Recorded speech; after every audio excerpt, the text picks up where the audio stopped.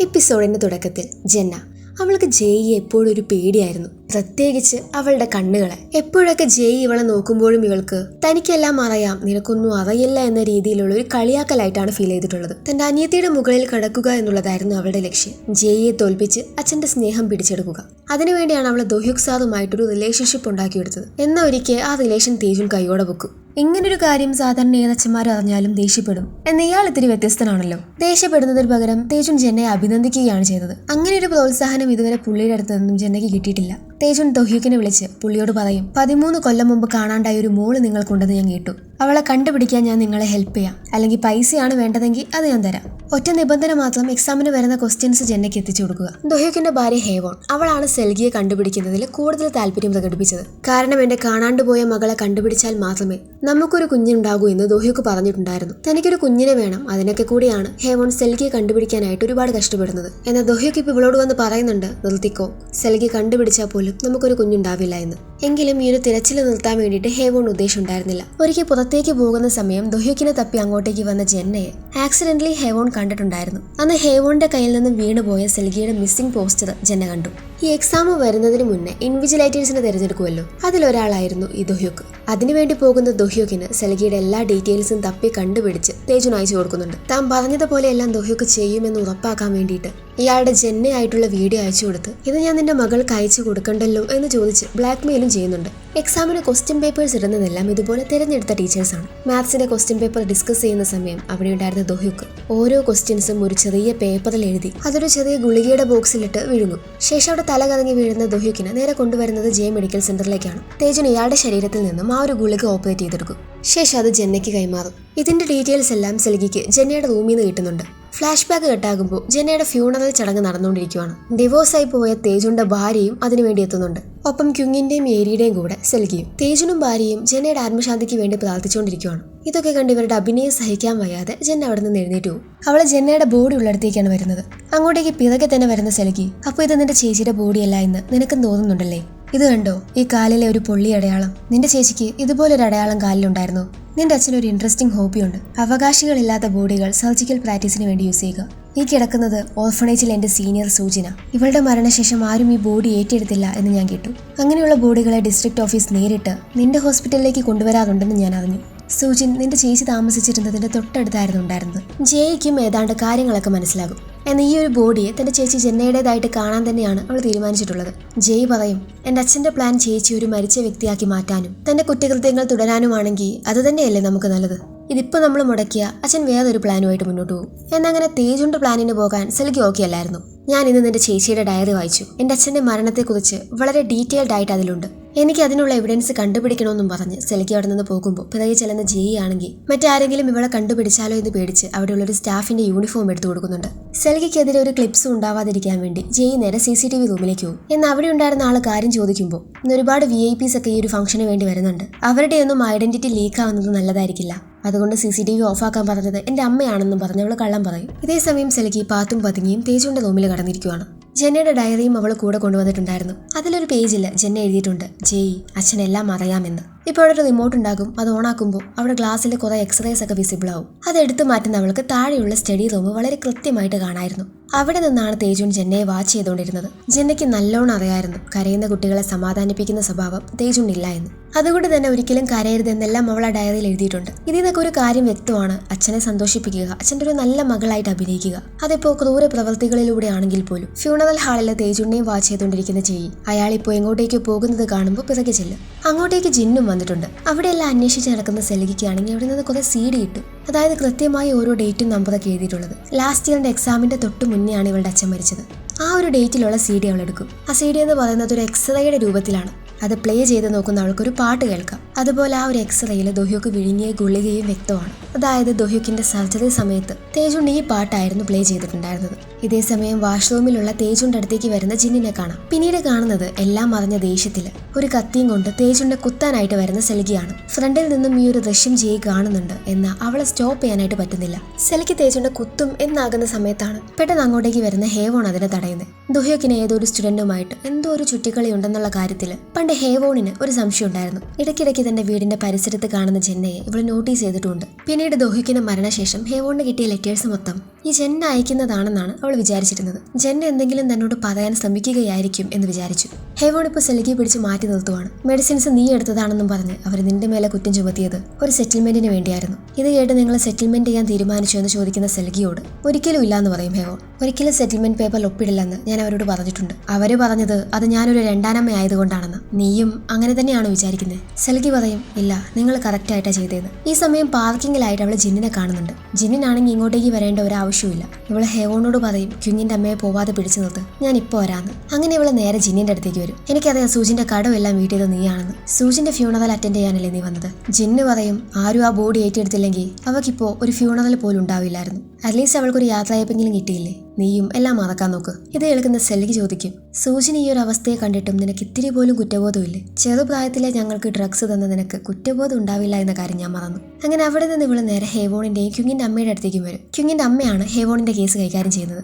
സെൽഗി ആ ഒരു കാസറ്റ് ക്യുങ്ങിന്റെ അമ്മയ്ക്ക് കൊണ്ടുപോയി കൊടുക്കും. ഇതിലുള്ളത് ജെന്നയുടെ ഫേവറേറ്റ് സോങ് ആണ്. അച്ഛനെ സർജറി ചെയ്യുന്ന സമയം അവളും അവിടെ ഉണ്ടായിരുന്നു. ഇതുപോലെ ഒരുപാടെണ്ണം അയാളുടെ ഓഫീസിലുണ്ട്. അയാൾ പാട്ട് കേട്ട് മറ്റുള്ളവരെ കൊല്ലുന്നൊരു ക്രിമിനലാണ് എന്നതെല്ലാം കേൾക്കുന്ന ക്യുങ്ങിന്റെ അമ്മ പറയും, അങ്ങനെ നമുക്ക് ഉറപ്പിച്ച് പറയാൻ പറ്റില്ല. മറ്റുള്ളവരെ രക്ഷിക്കുന്നതിനിടയിൽ പാട്ട് കേട്ടതും ആയിക്കൂടെ? ഒരു കൃത്യമായ എവിഡൻസ് ഇല്ലാതെ നമുക്കൊന്നും മൂവ് ചെയ്യാൻ പറ്റില്ല. ഒന്നില്ലെങ്കിൽ കാര്യങ്ങളെല്ലാം ജെന്ന തന്നെ വന്ന് തുറന്നു പറയണം. പക്ഷെ അതിനാണെങ്കിൽ ഇപ്പോൾ പറ്റിയില്ല. ഇപ്പൊ ഹേവോൺ അവൾക്ക് കിട്ടിക്കൊണ്ടിരുന്ന ആ ഒരു ലെറ്റേഴ്സ് എടുത്ത് കാണിച്ചു കൊടുക്കും. ഇത് അനോണിമസ് ആയിട്ട് എനിക്ക് ആരോ അയച്ചുകൊണ്ടിരുന്നതാണ്. ഇയാൾക്ക് എന്തൊക്കെയോ അറിയാം. ഈ ലെറ്റർ അയക്കുന്ന ആളെ കണ്ടുപിടിക്കുകയാണെങ്കിൽ ചിലപ്പോൾ അയാളെല്ലാം തുറന്നു പറയാൻ തയ്യാറായിരിക്കും എന്ന് ഇത് കേട്ട് ക്യുങ് ഇങ്ങനെ പേടിക്കുന്നത് കാണാം. അവൾ എന്തോ പറയാനായിട്ട് തുനിയുന്നുണ്ട് എന്ന് അവളുടെ അമ്മ അവളെ സ്റ്റോപ്പ് ചെയ്യും. ക്യുങ്ങിന്റെ അമ്മ പറയും, ആ ആളിങ്ങനെ അനോണിമസ് ആയിട്ട് ലെറ്റർ അയക്കുന്നുണ്ടെങ്കിൽ അതിനർത്ഥം അയാൾക്ക് അയാളുടെ ഐഡന്റിറ്റി റിവീൽ ആകുന്നത് ഇഷ്ടമല്ല എന്നാണ്. അല്ലായിരുന്നെങ്കിൽ അയാളെല്ലാം മുന്നിൽ വന്ന് തുറന്നു പറയില്ലായിരുന്നു. ഇവരെ സംസാരിക്കുന്നതെല്ലാം തന്നെ ഏരി സീക്രട്ട് ആയിട്ട് റെക്കോർഡ് ചെയ്യുന്നതും കാണാം. പെട്ടെന്നുണ്ടായ ക്യുങ്ങിന്റെ അമ്മയുടെ ഈ ഒരു മനമാറ്റത്തിന് കാരണം എന്താണെന്ന് നോക്കിയാൽ ആ ഒരു ലെറ്റേഴ്സ് എല്ലാം അയച്ചുകൊണ്ടിരുന്നത് ക്യുങ് ആയിരുന്നു. പണ്ട് തൊട്ടേ ക്യുങ്ങിന് ഇങ്ങനെ ഡിറ്റക്റ്റീവ് കളിക്കാൻ ഭയങ്കര ഇഷ്ടമായിരുന്നു.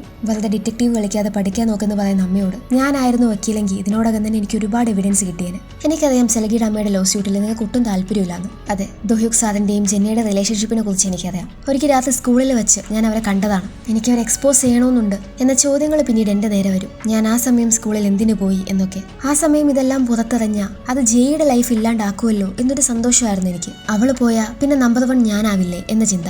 അന്ന് ഫെസ്റ്റിവലിന് അന്ന് ജെന്നയെ കണ്ടപ്പോൾ ഞാൻ പറഞ്ഞത്, എനിക്ക് എല്ലാ സത്യങ്ങളും അറിയാം, നീ ഒന്നും തുറന്നു പറഞ്ഞില്ലെങ്കിൽ അത് ഞാൻ പറയുമെന്ന്. എന്നിപ്പോ ജെന്ന മരിച്ചു. ഞാൻ അവളെ കൊന്ന പോലെയാ തോന്നുന്നത്. നിങ്ങളെ എനിക്ക് എന്റെ അമ്മയായിട്ട് ഒരിക്കൽ പോലും തോന്നിയിട്ടില്ല. എപ്പോഴും പഠിക്കാൻ മാത്രമേ നിങ്ങൾ എന്നോട് പറഞ്ഞിട്ടുള്ളൂ. ഇവളുടെ അമ്മ പറയും, ജെന്നയുടെ മരണവും നീയുമായിട്ട് ഒരു ബന്ധവുമില്ല, കോടതിയിൽ നീ എത്താതെ ഞാൻ നോക്കിക്കോളാം എന്ന്. ഇതാണ് ക്യുങ്ങിന്റെ അമ്മയുടെ പെട്ടെന്നുണ്ടായ മനംമാറ്റത്തിന് കാരണം. ഇതേ സമയം ഏരിയാണെങ്കിൽ അന്ന് ബാറിലെ ജോലി ചോദിച്ചു പോയ സമയം അവിടെ വെച്ചൊരു ലേഡിയെ പരിചയപ്പെട്ടിട്ടുണ്ടായിരുന്നല്ലോ. അവരുമായിട്ട് കൂടി ചേർന്ന് ഡ്രഗ്സ് വിറ്റൊക്കെയാണ് ഇപ്പൊ ജീവിക്കുന്നത്. അവളുടെ അടുത്തേക്ക് ഇപ്പൊ ജിന്ന് വരുന്നുണ്ട്. ഇപ്പൊ ജിന്നിന്റെ കൂടെ പാർട്ണർഷിപ്പിലാണ് ഇവൾ ഈ ഡ്രഗ്സ് എല്ലാം വിൽക്കുന്നത്. ഇവൾ ഏതൊരു പെൻഡ്രൈവ് അവന് കൊടുക്കുന്നത് കാണാം. ജിന്നാണെങ്കിൽ രാത്രി ആരും അറിയാതെ തേജുണ്ണെ പോയി കണ്ട് അത് തേജുണ്ണ കൊടുക്കും. എന്നാൽ ഇതെല്ലാം സെൽഗി വാച്ച് ചെയ്യുന്നുണ്ട്.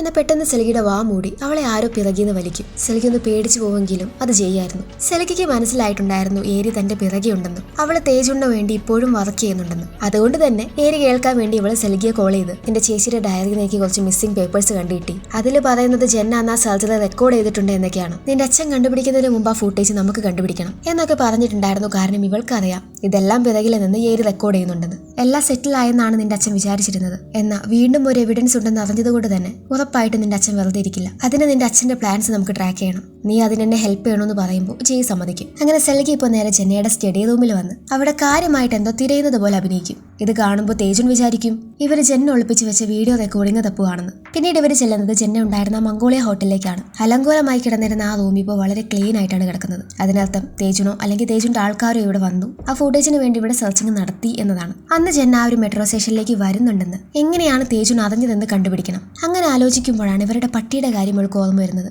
അന്ന് ജയ് ജെന്നയെ കണ്ട സമയവും ആ പട്ടി ഇവരുടെ കൂടെ ഉണ്ടായിരുന്നല്ലോ. ഒന്ന് പോയി ചെക്ക് ചെയ്യുമ്പോൾ ആ പട്ടിയുടെ ബെൽറ്റിലായിട്ട് ഒരു വീഡിയോ ക്യാം ഇങ്ങനെ പ്രവർത്തിക്കുന്നുണ്ട്. അതെടുത്ത് പ്ലേ ചെയ്ത് നോക്കുമ്പോൾ അതിൽ ഇവരുടെ അമ്മയും തേജുനും കൂടെ സംസാരിക്കുന്ന ഒരു ദൃശ്യമുണ്ട്. ആ ഫുട്ടേജ് അവരാദ്യം കണ്ടുപിടിച്ച എന്ത് സംഭവിക്കുന്നു നിനക്കറിയോ? എല്ലാം ശാന്താകുന്നത് വരെ നീ എങ്ങോട്ടേക്കും പോകുന്നില്ല. ഇത് കേൾക്കുന്ന ഭാര്യ അയാളോട് ചോദിക്കും, എന്നെയും നിങ്ങൾ പൂട്ടിയിടാൻ പോവാണോ? ഇപ്പൊ കാര്യങ്ങളെല്ലാം ഇവളുടെ അമ്മയ്ക്ക് കൂടെ അറിയാതെ ജയ്ക്ക് മനസ്സിലായി. കാര്യങ്ങളുടെ കിടപ്പൊക്കെ കണ്ടിട്ട് നാളെ ജെന്നയെ മീറ്റ് ചെയ്യാൻ തന്നെയായിരിക്കും അമ്മ പോകാൻ ഉദ്ദേശിക്കുന്നത്. അങ്ങനെ ജയ് സെൽഗിയും കൂടെ ക്യുങ്ങിന്റെ അടുത്ത് നിന്നും കാറ് വാങ്ങും. നിങ്ങൾ എങ്ങോട്ടേക്കാ പോകുന്നതെന്ന് ചോദിക്കുന്ന ക്യുങ്ങിനോട് നിന്റെ അമ്മയോട് പറ നാളെ കോർട്ടിലെ ജെന്ന ഹാജരായിരിക്കുമെന്ന്. ഞാൻ നിന്നെ കോൺടാക്ട് ചെയ്തോളാം എന്ന് പറഞ്ഞാണ് പോകുന്നത്. ഇവരങ്ങനെ നേരെ ജയുടെ അമ്മയെ ഫോളോ ചെയ്തു പോകും. കാറാണെങ്കിൽ ഇങ്ങനെ പൊക്കോണ്ടേ ഇരിക്കുവാണ്, എവിടെ സ്റ്റോപ്പ് ആവുന്നില്ല. കോടതിയിലാണെങ്കിൽ ഒരു കണക്കിന് ചോദിച്ച് സമയമൊക്കെ കുറച്ച് നീട്ടി വാങ്ങിയിരിക്കുവാണ്. കുറേ പോയി കഴിയുമ്പോഴാണ് സെൽഗിക്കും ചെറുതായിട്ട് തങ്ങളുടെ പ്ലാൻ ഫ്ലോപ്പായി എന്ന കാര്യം മനസ്സിലാവുന്നത്. ജയുടെ അമ്മ പോയിട്ടുണ്ടായിരുന്നത് ഏതൊരു ഓർഫണേജിലേക്കായിരുന്നു. സെൽഗി ഹേവോണിനെ വിളിച്ച് പറയും ജെന്നയെ കൊണ്ടുവരുന്നത് നടക്കില്ല എന്ന്. അതെ, ഇവർ വീണ്ടും തേജുന്റെ ട്രാപ്പിൽ വിട്ടിരിക്കുവാണ്. അങ്ങനെ ഇവരിപ്പോ നേരെ കോടതിയിലേക്ക് തിരിച്ചു വരും. സെൽഗി ഹേവോണിന്റെ കൂടെയും ജയ് തേജുന്റെ കൂടെയും പോകും. ജയുടെ അമ്മ ഓർഫണേജിലേക്കാണ് പോയത്.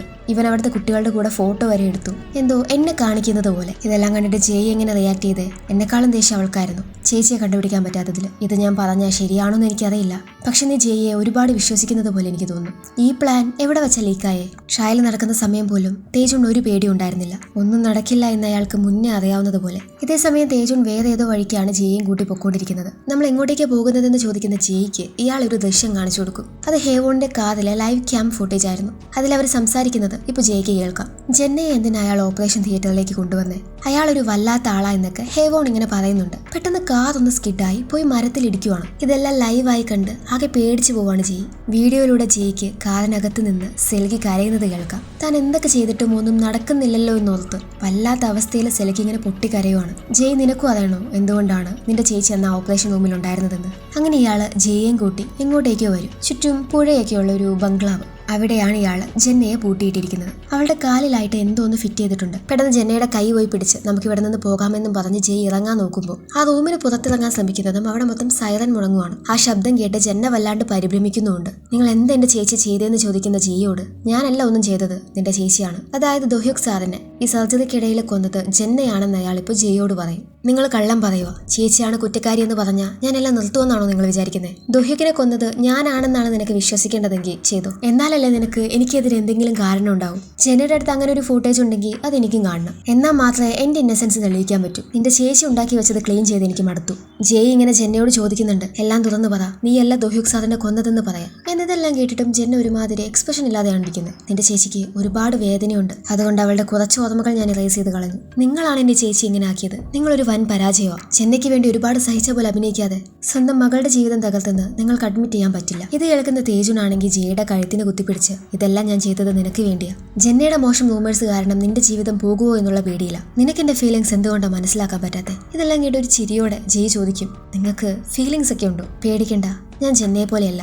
നിങ്ങളുടെ എക്സ്പെക്ടേഷൻസ് ഞാൻ ഫുൾഫിൽ ചെയ്തോളാം. നിങ്ങൾക്ക് അഭിമാനത്തോടെ പറയാൻ പറ്റിയൊരു മോളായിക്കോളഞ്ഞ് എന്നും പറഞ്ഞ് ജയ് അവിടെ നിന്ന് പോകുമ്പോൾ ഇവിടെ ഹേവോൺ ആണെങ്കിൽ കാറ് റിപ്പയറിങ്ങിന് കൊടുത്ത് എന്താണ് പ്രശ്നമെന്ന് ചെക്ക് ചെയ്യിക്കുവാണ്. അയാൾ പറയും മനഃപൂർവ്വം ആരോ നിങ്ങളെ കൊല്ലാൻ വേണ്ടി തന്നെ ചെയ്തു കൂട്ടിയത്, അല്ലാതെ അറിയാതെ ടയർ പൊട്ടി സംഭവിച്ചതൊന്നുമല്ല എന്ന്. എന്നാൽ ഹേവോൺ ഈ ഒരു കാര്യം സെൽഗിയോട് വന്ന് പറയുന്നില്ല. ഹേവോൺ പറയും ടയറിന് എന്തോ ഒരു കംപ്ലൈന്റ് ഉള്ളത് കൊണ്ടാണ്, അല്ലെങ്കിലും ഒരു പാട്ടക്കാറായത്, ഇത് മാറ്റണോ എന്ന്. കെട്ടാകുമ്പോൾ പിറ്റേന്ന് സ്കൂളിലേക്ക് ജയ് വരുന്നില്ല. സെൽഗി അവളുടെ കാര്യം ടീച്ചറോട് ചോദിക്കുമ്പോൾ അവൾക്ക് പനിയാണ്, കുറച്ച് ദിവസം അവൾ സ്കൂളിലേക്ക് ഉണ്ടാകില്ല എന്ന് പറയും. സെൽഗി ആണെങ്കിൽ ക്ലാസ് കഴിഞ്ഞ് നേരെ ജയ് വരാതുള്ള സ്ഥലത്തെല്ലാം പോയി അന്വേഷിക്കും. അവിടെ ഒന്നും അവളെ കാണുന്നില്ല. ഫോണിൽ വിളിച്ചിട്ടാണെങ്കിൽ എടുക്കുന്നുമില്ല. നേരെ ഇപ്പോൾ അവളുടെ ഹോസ്പിറ്റലിലേക്ക് ചെല്ലുവാണ്. നേഴ്സ് അവളെ പിടിച്ചു മാറ്റാൻ നോക്കുന്നുണ്ടെങ്കിലും അതൊന്നും അവൾ കാര്യമാക്കുന്നില്ല.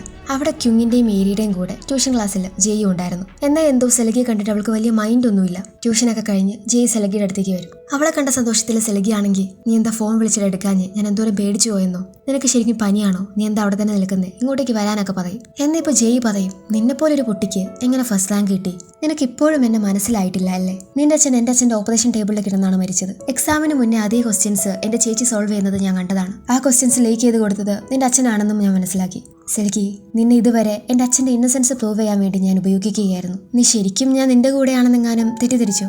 ഒന്ന് ചിന്തിച്ചു നോക്ക്. നിനക്ക് വേണ്ടി ഞാൻ ഡ്രഗ്സ് തരുന്നു, നിന്റെ അച്ഛന്റെ ഫോൺ മോഷ്ടിക്കുന്നു, ജെന്നയുടെ ബോഡി മാറ്റിയ കാര്യം കവറപ്പ് ചെയ്യുന്നു. അതെല്ലാം ചെയ്തത് ഞാനാ, എന്റെ അച്ഛനല്ല. നിനക്ക് സംശയം ഉണ്ടാവുമെന്ന് എനിക്ക് പേടിയുണ്ട്, പക്ഷേ ഇപ്പൊ നിന്റെ എക്സ്പ്രഷനിൽ നിന്ന് എനിക്ക് വ്യക്തമാണ് നീ എന്നെ നന്നായിട്ട് വിശ്വസിച്ചിട്ടുണ്ടായിരുന്നു. എന്തായാലും നിന്റെ കൂടെ നല്ല കോമഡി ആയിരുന്നു. ഒരു കാര്യം ഓർത്തോ, ഒരിക്കലും നിനക്ക് ഞങ്ങളെ ബീറ്റ് ചെയ്യാൻ പറ്റില്ല. അതുകൊണ്ട് എന്റെ ചേച്ചിക്ക് പിറകെ പോകുന്നത് നിർത്ത്.